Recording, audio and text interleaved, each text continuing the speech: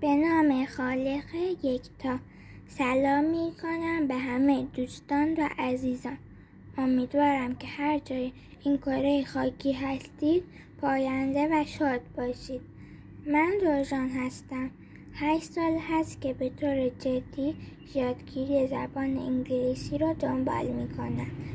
توی این مدت متوجه شدم که خیلی هستن که فرصت رفتن به آموزشگاه زبان رو ندارن و یا به هر دلیلی نمیتونن به صورت حضوری آموزش ببینن.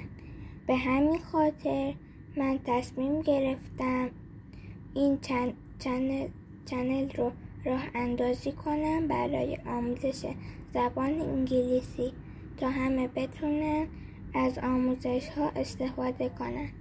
در مقابل از شما میخوام که منو حمایت کنین و سابسکرایب و لایک یادتون نره و این چنل رو به هر کسی که میدونید امکان رفتن به آموزشگاه زبان رو نداره معرفی کنید.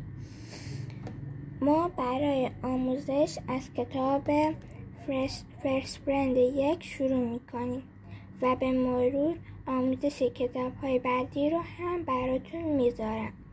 این کتاب با لهجه امریکن هستش و انتشارات آکسفورد.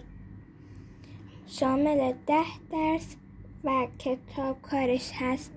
شما این رو تهیه کنید همراه با من به طور کامل آموزش ببینید. ما در هر جلسه یک درس رو آموزش میدیم.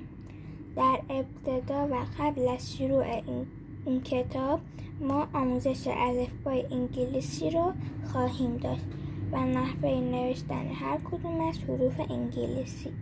دوستان خوشحال میشم نظرات خودتون رو بعد از هر ویدیو برام کامنت کنین.